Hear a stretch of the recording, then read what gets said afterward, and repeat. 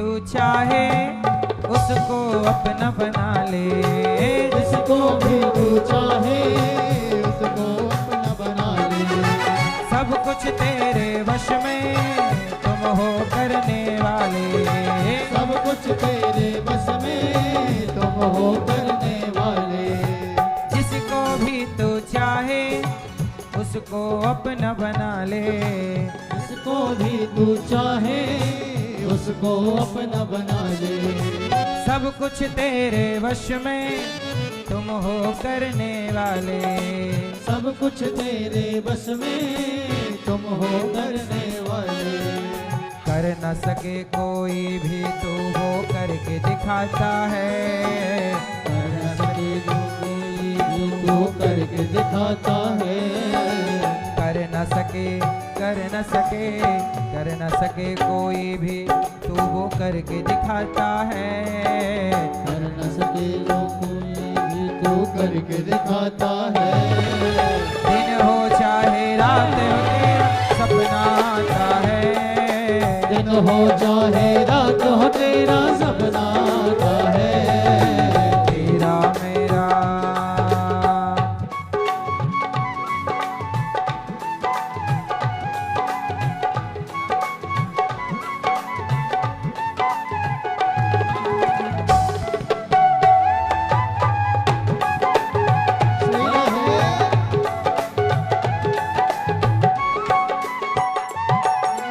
अब ना टूटे कान्हा ये तेरा मेरा बंधन। अब ना टूटे कान्हा तेरा मेरा बंधन। अब ना टूटे कान्हा तेरा मेरा बंधन। अब ना टूटे कान्हा तेरा मेरा बंधन।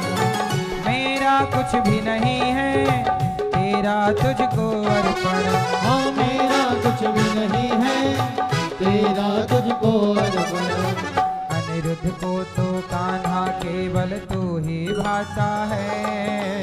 अनिरुद्ध को तो कान्हा केवल तू ही भाता है।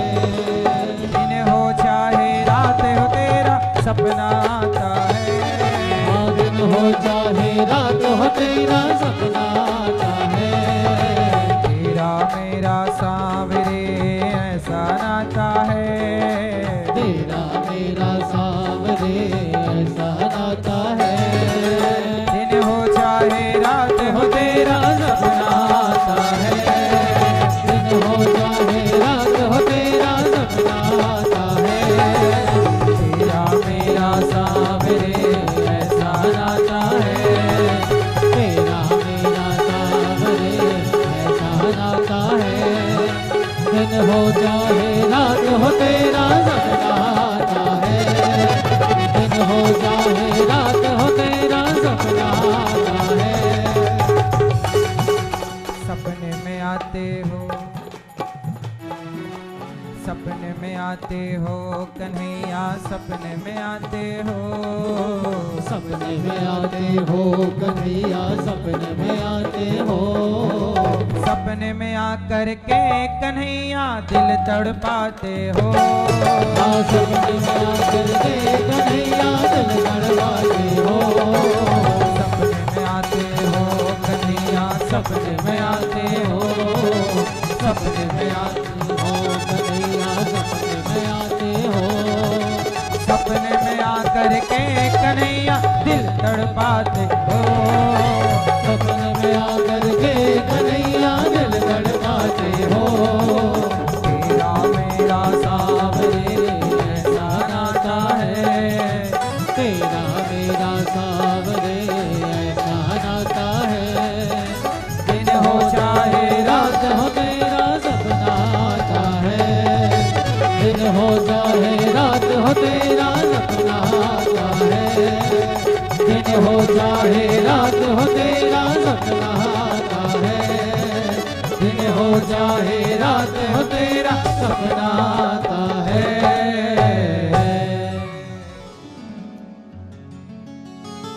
तेरा मेरा सांवरे ऐसा नाता है।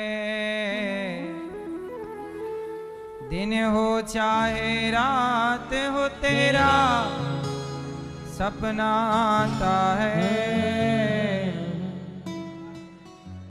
सपने में आते हो कन्हैया, सपने में आते हो,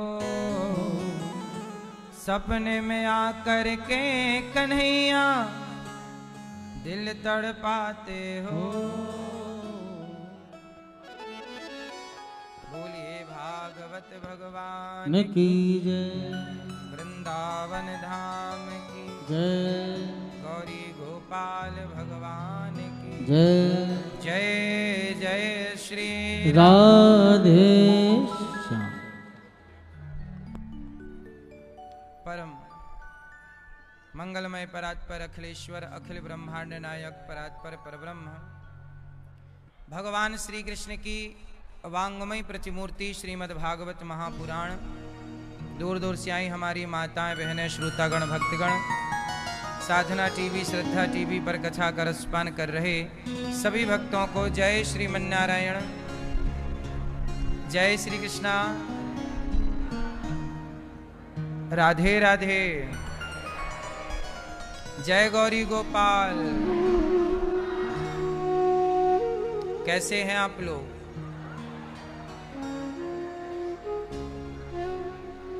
आप सदा अच्छे रहें, स्वस्थ और सुखी रहें, यही भगवान से प्रार्थना है, मंगल कामना है। श्रीमान गिरजा शंकर भारद्वाज जी, श्रीमती राम खिलौनी भारद्वाज जी, पुत्र आपके राहुल भारद्वाज जी, कंचन भारद्वाज जी और बेटी दामाद अजय राधिका शर्मा जी, विकास किरण पुरोहित जी और श्रीमान राजेश रश्मि पुरोहित जी, समस्त भारद्वाज परिवार करतार नगर दिल्ली से आए हैं और प्रेम से भागवत की गंगा में डुबकी आप लगा रहे हैं। कथा आप सुन रहे हैं और अपने लोक परलोक दोनों को सार्थक कर रहे हैं। आपके जीवन में जरूर आपने कोई पुण्य किया होगा। एक व्यक्ति किसी और व्यक्ति को भागवत सुनाए, एक व्यक्ति किसी और व्यक्ति को धाम से जोड़ दे, जैसे भोजन करना और भोजन कराना। भोजन करना पुण्य है कि कराना? भूखे रहकर भी भोजन कराना, प्यासे रहकर भी पानी, जैसे भोजन करने से ज्यादा कराने का पुण्य है, पानी पीने से ज्यादा पानी पिवाने का पुण्य है, ऐसे कथा सुनने से ज्यादा औरों को कथा सुनवाने का पुण्य है। वही आप कर रहे हैं परीक्षित बन करके। ये पुण्य करने का अवसर जिसे मिले वो जरूर ये पुण्य करे। पुण्य करते रहना चाहिए, पाप से बचना चाहिए। अभी 11 अप्रैल से यहाँ भागवत जी की पोथी पाठ बैठेंगी। अभी भी यहाँ पाठ चल रहे हैं भागवत जी के पोथी पाठ। आप भी अपने पितरों के लिए, माता पिता के कल्याण के लिए भागवत जी के पोथी पाठ करा सकते हैं। जीवन में एक बार भागवत जरूर सुनना चाहिए। जाने अनजाने में हमसे बहुत पाप होते हैं। जैसे आग की एक चिंगारी सारे जंगल को जला के खाक कर देती है, ऐसे जीवन में एक बार कोई भागवत सुन ले तो वह जीवन भर के पाप जला के खाक कर देगा। पुण्य भागवत जी सुनने का। अजामिल के मुख से मरते समय भगवान का नाम निकला। अजामिल को भी पता नहीं था कि इस एक नाम के बल पर मैं तर जाऊंगा। कई बार आपको पता नहीं होता, आप पुण्य करते हैं और जब उस पुण्य का फल आपको मिलता है तब आपकी आंखें खुल जाती हैं कि वाह। इसलिए जीवन में भागवत जरूर सुनना, अपने पूर्वजों को भागवत जरूर सुनवाना। आपके दादा परदादा जो मर चुके हैं, मृत्यु जिनकी हो चुकी है, जो पितर लोक में बैठे हैं, वह पितृगण आपसे यही कामना करते हैं कि आप उनके नाम से कोई पुण्य करें और उनकी सदगति हो। उनकी दुआ और आशीर्वाद से आपका कार्य ठीक चलेगा। भगवान की कृपा जितनी जरूरी है उतनी ही कृपा पूर्वजों की चाहिए। किसकी कृपा चाहिए? नहीं कहते लोग पितृ दोष है। कौन सा दोष? ये पितृ दोष क्या होता है? जैसे आपके पिताजी दादाजी की मृत्यु हो गई, अब आपके पिताजी दादाजी ने पुण्य किया होगा तो उनकी सदगति हो गई होगी, पर यदि पुण्य नहीं किया तो वो आपसे उम्मीद करते हैं कि बेटा मैं पुण्य नहीं कर पाया, तेरे पालन पोषण में ही लगा रहा, अब तू मेरे नाम से कोई पुण्य कर तो वह पुण्य मुझे प्राप्त हो और उससे मेरी सदगति हो। माँ बाप सारी जिंदगी अपने बच्चों के लालन पालन में लग जाते हैं और खुद के लिए पुण्य करना भूल जाते हैं। करते करते बच्चों के लिए मर भी जाते हैं, बुढ़ापा आ जाता है। संसार में अज्ञान ज्यादा है, अज्ञान ग्रस लेता है, तो वह अपने कल्याण का कर्म करना भूल जाते हैं। इसलिए हम आपसे कहते हैं कि मरने से पहले आप सब लोग अपने मोक्ष का साधन जीते जी कर लीजिएगा। मरने के बाद बेटा भागवत सुनवाए ना सुनवाए, जीते जी आप भागवत सुन लीजिएगा। मरने के बाद हमें किसी का मुंह ना देखना पड़े, अपना पुण्य करके मरिएगा, ताकि हम अपने पुण्य के बल पर मोक्ष को प्राप्त कर लें। मोक्ष के लिए हमें किसी का मुंह ना देखना पड़े। लेकिन आप अपने पूर्वजों के लिए जो कर सकते हैं अवश्य कीजिएगा। प्रिय भक्तों, भगवान की पावन कथा में कल हम लोगों ने सुना राजा परीक्षित जी को 7 दिन में मरने का शाप लगा। अभी 11 अप्रैल से पोथी पाठ बैठेंगे, आप भी करा सकते हैं अपने पितरों के निमित्त।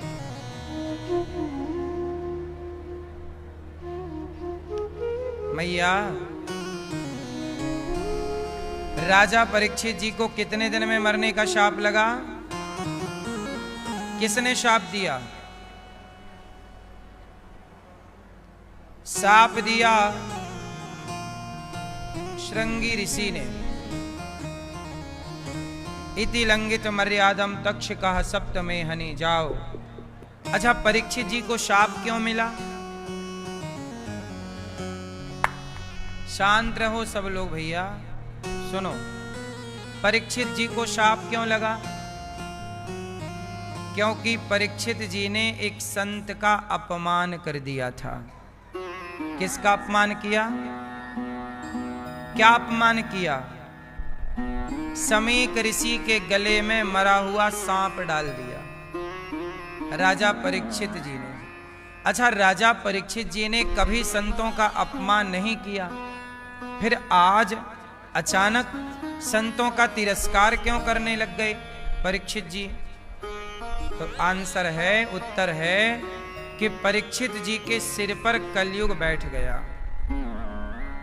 कई बार आप नहीं करते, आपके ऊपर बैठकर कलयुग पाप सब कुछ कराता रहता। इसलिए कहते हैं कलयुग को अपने से दूर रखा करो। कलयुग यदि आपके सिर पर बैठेगा तो वो आपसे गलत गलत काम कराएगा। कलयुग क्या क्या कराता है जानते हो? संतों का तिरस्कार। माता पिता, जो बेटा अपने माँ बाप का तिरस्कार कर रहा है, संतों का तिरस्कार कर रहा है, चोरी कर रहा है, समझ लो इसके सिर पर कलयुग बैठा है। और कलयुग सिर पे कब बैठता है? मैया, कलयुग कब बैठता है सिर में? आप बताओ भैया, कलयुग सिर पे कब बैठता है? कब? मैया कलयुग सिर पे कब बैठता है? आप बताओ। हैं? कलयुग सिर पे कब बैठता है? मैया, ओ मैया,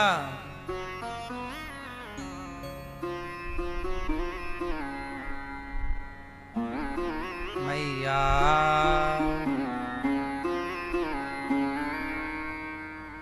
कलयुग कब बैठता है सिर पे? कलयुग तब बैठता है सिर पे जब आप 4 गलतियां करते हैं। गलती नंबर 1, जब आप जुआ खेलते हैं तो कलयुग सिर पर बैठ जाता है। जब आप शराब पीते हैं तो कलयुग सिर पर बैठ जाता है। जब आप पराई स्त्री का, चरित्रहीनता का नाच नाचते हैं, गलत काम करते हैं, तब कलयुग सिर पर बैठता है। और बेईमानी से कमाया हुआ धन जब आप कमाते हैं, मांसाहार करते हैं, तब कलयुग सिर पर बैठ जाता है। कलयुग के 4 कमरे हैं। कलयुग कहाँ रहता है? जहां जुआ है वहां कलयुग, जहां शराब है वहां कलयुग। आप लोग शराब पीते हैं भैया? पीछे वाले भैया, आप लोग शराब नहीं पीते? सही? खाओ मां कसम के नहीं पीते।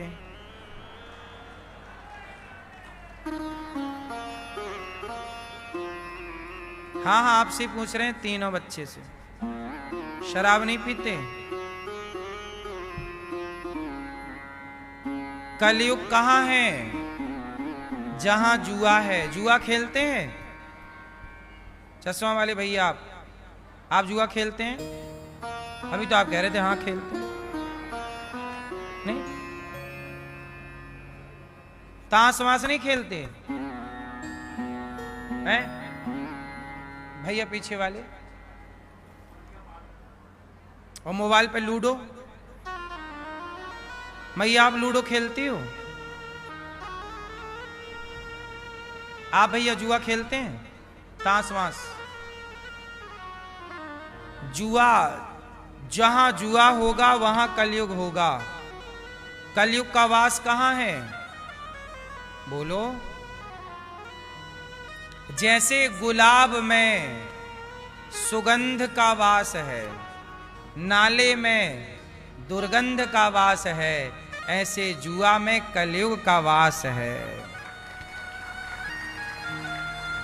जुआ में कलयुग, शराब में, बोलो। इसलिए जुआ खेलने वाला कलह करता है, शराब पीने वाला कलह करता है, पराई स्त्री के चक्कर में पड़ा हुआ व्यक्ति कलह करता है। और जहां कलह है वहीं कली मतलब कलयुग, कलह मतलब कलयुग। मांसाहारी कलह करेगा, बेईमान व्यक्ति कलह करेगा। इसलिए कलयुग से बचो। अच्छा, ये कौन सा युग चल रहा है? आप अभी कहां हैं? अभी आप कलयुग में हैं या नहीं? जोर से, जोर से। जहां एसी की हवा है, क्या वहां गर्मी का प्रभाव होता है भैया? जैसे एसी के आगे गर्मी का प्रभाव नहीं होता, ऐसे जहां सत्संग, कथा, कीर्तन है, वहां कलयुग का प्रभाव नहीं होता। कलयुग का प्रभाव वहां है जहां जुआ है, शराब है, पर नारी का, पर पुरुष का संग है, बेईमानी है, वहां कलयुग है। यहां कथा चल रही है भगवान की, यहां कलयुग का कोई काम नहीं। इसलिए कहता हूं, रोज कीर्तन किया करो, कथा सुना करो, नाम जप किया करो, इससे कलयुग आपसे दूर रहेगा। संत लोग इसलिए तो कहते हैं कथा सुनो, कीर्तन करो। नाम जपो, सच बोलो, अच्छे काम करो। इन अच्छाइयों में कलयुग नहीं रहता। कलयुग आएगा तो आपसे गलत गलत काम कराएगा। कलयुग क्या क्या कराएगा? जुआ की ओर मन जाएगा। कई लोगों को धन्ना सेठ बनना है जल्दी, तो वो जुआ के द्वारा बनना चाहते हैं। और जुआ खेल के, जुआ किसी भी तरह का हो सकता है। आजकल क्रिकेट में भी जुआ होता है। बोलो हाँ। किसी भी तरह का जुआ। आप जुआ खेलते हैं और क्या होता है? बोलो। आप जुआ खेलते हैं और हार जाते हैं, सब कुछ बर्बाद हो जाता है। जुआ के चक्कर में पांडवों ने पत्नी हार ली। जुआ के चक्कर में कौन हार गया? पत्नी को हार गए। इसलिए हम कहते हैं जुआ से बचिएगा।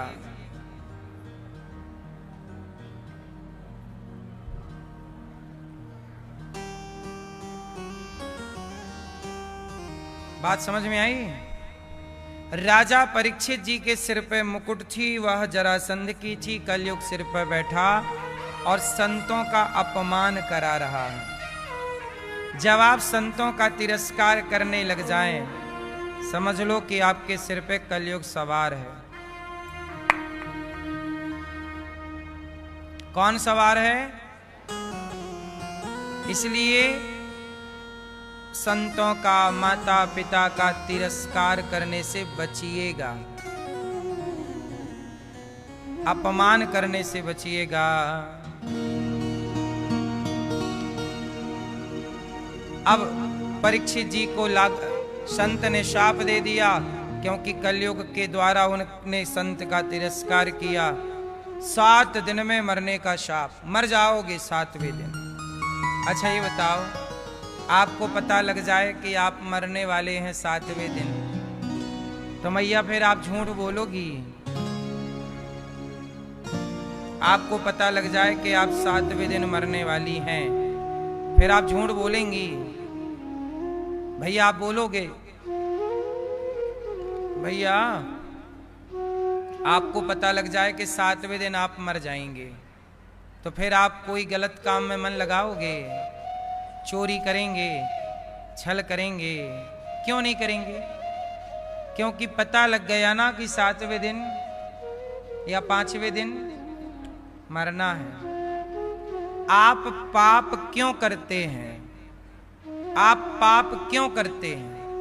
क्योंकि आप भूल गए हैं कि आपको मरना है। इसलिए संत जन, शास्त्र कहते हैं कि अपनी मृत्यु को कभी भूलना नहीं चाहिए। 2 बातन को भूल मत, जो चाहे कल्याण, नारायण एक मौत को दूजे श्री भगवान। जो अपना कल्याण चाहता है वो अपनी मृत्यु को याद रखे कि मुझे मरना है। जो भूल गए हैं कि मरना है, वो गलत काम कर रहे हैं। मरना है तो क्यों किसी को मार रहे हो? क्यों बेवजह किसी की खुशियों में आग लगा रहे हो? आजकल लोग लड़ाइयां किसकी लड़ रहे हैं? अपने वर्चस्व की। मैं बड़ा, मैं बड़ा। अमेरिका चाहता है कि मेरे से बड़ा कोई ना हो, इसलिए अब बड़ा बनना है। उसके लिए क्या करें? एक स्कूल में मिसाइल फेंक दी किसी देश ने। 160 छोटे छोटे बच्चे थे स्कूल में, सारे मर गए एक साथ। छोटे छोटे बच्चे पढ़ने गए स्कूल पे ही मिसाइल फेंक दी, सारे मर गए। बोलो हाँ, क्यों मार डाला? बड़ा बनना है। खून की होलियां खेलनी पड़ती हैं साहब बड़ा बनने के लिए। मुर्दों की सीढ़ियां बना करके आगे बढ़ना होता है बड़ा बनने के लिए। सिकंदर को बड़ा बनने का शौक लगा, मारता हुआ आगे बढ़ता रहा। हम भारतीय लोग इसलिए छोटे रह गए क्योंकि हम किसी की खून से होलियां खेलना नहीं चाहते। सर्वे भवन्तु सुखिनः सर्वे सन्तु निरामया। भैया हमें बड़ा नहीं बनना, छोटे अच्छे हैं। हमें खून से होलियां नहीं खेलनी, हमें किसी की हंसती खेलती जिंदगी उजाड़नी नहीं। इसलिए हम लोग बड़े बनने का सपना ही नहीं देखे। क्या करेंगे बड़ा बन के? जहां हैं वहीं अच्छे हैं। बड़ा बन के भी सिकंदर कौन सा 100 साल जी सका? क्या बांध के ले गया? जिस दौलत के लिए लड़ा जब मरा तो याद रख सिकंदर के हौसले तो आली थे, जब गया जमी से तो दोनों हाथ खाली थे। जिस दौलत की लड़ाइयां चल रही हैं वो दौलत किसी के संग नहीं जाएगी, पर लड़ाइयां दौलत की है। इसलिए हम भारतीय लोग शांति की बात करते हैं। ए भाई तुम भी जियो, तुम भी खुश रहो, हम भी खुश रहें।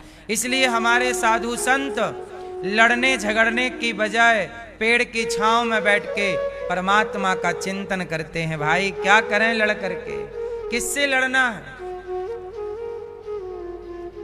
इसलिए लड़ाइयां अच्छी नहीं होती, लेकिन कई बार ना चाह कर भी लड़ना पड़ता है। इसलिए एक बात बताएं, राम नहीं चाहते थे कि रावण से लड़ना पड़े, इसलिए राम बार बार रावण को समझाने के लिए कभी हनुमान जी को भेजते, कभी अंगद जी को भेजते, कभी स्वयं राम समझाते रावण को। राम लड़ना नहीं चाहते थे। ये कथा ये बताना चाहती है कि हम लड़ना नहीं चाहते, लेकिन एक बात बताएं, आप लड़ो मत, परंतु लड़ना जानना चाहिए। कब लड़ना पड़े? अब पाकिस्तान बार बार आंख दिखाएगा, हमारे भारत में घुस करके धर्म पूछ के मारेगा, तो भाई फिर लड़ना भी पड़ता है। क्यों? हम लड़ना नहीं चाहते, पर जब मजबूर करोगे लड़ने के लिए तो आपको लड़ना आना भी चाहिए। ये भी धर्म है। ऐसा ना हो कि आपको लड़ना ना आए और सामने वाला मार के चला जाए। इसलिए हमारे साधु संत शांति की बात तो करते थे, पर वो साधु संत लड़ना जानते थे। अच्छा एक बात बताओ, राम जी को धनुष बाण चलाना, राम जी को धनुष बाण अर्थात धनुर्विद्या किसने दी? बोलो, अस्त्र शस्त्र किसने दिए? राम जी को धनुष चलाना किसने सिखाया? बोलो बोलो। एक संत ने, क्या नाम था? 2 संतों ने राम को, वशिष्ठ जी ने धनुर्विद्या सिखाई और विश्वामित्र जी ने राम जी को बड़े बड़े शस्त्र दिए। ये दोनों ऋषि हैं, वशिष्ठ जी और विश्वामित्र जी। ये दोनों ऋषि हैं, उच्च कोटि के ऋषि हैं। सोचिए, इन ऋषियों के पास वेदों के मंत्र हैं, इन ऋषियों के पास शास्त्रों का ज्ञान है, पर इन ऋषियों के पास शास्त्र भी हैं और शस्त्र भी हैं। भारत की ये परंपरा रही है कि शास्त्रों का ज्ञान भी हो और शस्त्रों का ज्ञान। पता नहीं कब कहां किस ज्ञान की जरूरत आन पड़े। इसलिए नॉलेज दोनों हो। तो परीक्षित जी को 7 दिन में मरने का शाप लगा। हम गलतियां इसलिए करते हैं मेरी मां, क्योंकि हम भूल गए कि हमें मरना है। इसलिए आप पाप ना किया करो। जीवन बहुत बड़ा है कि बहुत थोड़ा? बोलो। बड़ा, छोटा, क्या क्या? हाँ, एक पल की जिंदगानी